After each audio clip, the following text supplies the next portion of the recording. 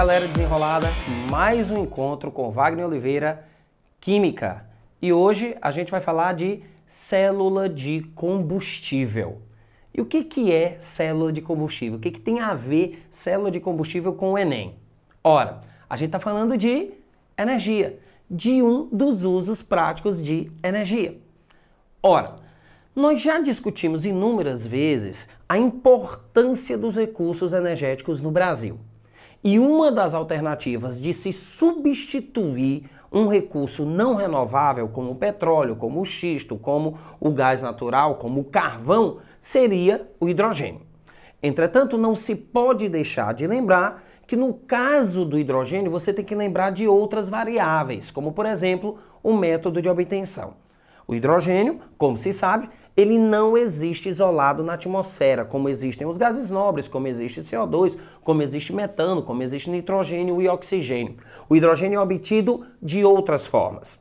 Ele pode ser obtido através da eletrólise da água, mas não esqueça, no caso da eletrólise da água, o hidrogênio não é viável em larga escala. O teor energético, a quantidade de energia que se gasta é muito grande, torna-se, portanto, economicamente inviável. Muito bem. E o que seria economicamente viável no que diz respeito à obtenção de hidrogênio? O craqueamento do petróleo, tá ok? Nós vamos pegar moléculas grandes, derivadas do petróleo, craqueá-las, quebrá-las e dentre essas moléculas, uma delas é o hidrogênio. Outra maneira de se produzir hidrogênio em larga escala é através do gás natural. Então eu tenho o craqueamento do petróleo, eu tenho o gás natural como duas das maneiras mais utilizadas no que diz respeito à obtenção de hidrogênio. Existirão outras alternativas, logicamente, entretanto essas alternativas não constituem nenhum aspecto economicamente viável. E lembre-se, no que diz respeito à sustentabilidade, que o econômico ele é fundamental. Muito bem. Deixando um pouco de lado essa questão da obtenção, vamos à célula de combustível. Como funcionam a célula de combustível? Uma vez que eu tenha hidrogênio em quantidade significativa, que pode ser obtido através de qualquer uma dessas fontes, como funciona a célula de combustível? Ora, eu tenho dois eletrodos separados por uma membrana, por um compartimento que contém uma substância, geralmente hidróxido de potássio. E o que é esse hidróxido de potássio, queridos? Esse eletrólito, tá? O hidróxido de potássio, ele atua como eletrólito. É a substância que vai fechar o nosso circuito elétrico. Circuito elétrico do quê? O hidrogênio entra por um desses eletrodos. E esse hidrogênio, esse gás hidrogênio vai sofrer oxidação. Portanto, se esse gás hidrogênio sofrerá oxidação, esse eletrodo onde ocorre a oxidação é chamado de ânodo. E como pilha que é, constitui um eletrodo negativo. Ora, o oxigênio no outro eletrodo é injetado no outro eletrodo e vai sofrer redução. E, portanto, se neste eletrodo ocorre o processo de redução, esse eletrodo será o cátodo, portanto, será o polo positivo do meu sistema. O que vai acontecer?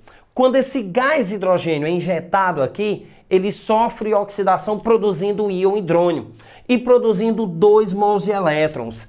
Esses elétrons, através de um circuito externo,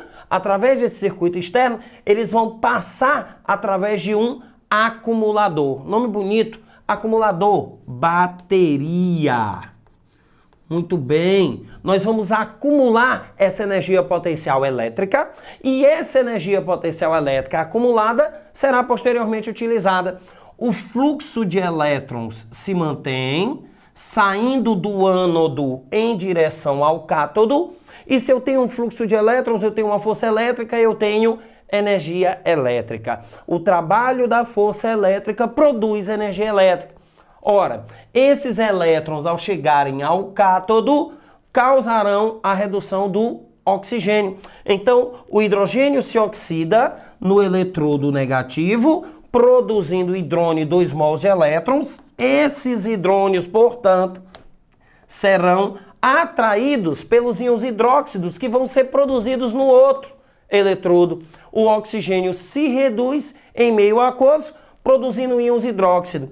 Esse íon hidróxido que aqui está será atraído pelo íon hidrônio. Nós temos uma atração eletrostática e por isso a necessidade de um eletrólito para que o circuito se feche. Observe o fluxo da carga negativa. Eu tenho os elétrons e depois eu tenho os íons hidróxido. Eu tenho um circuito fechado.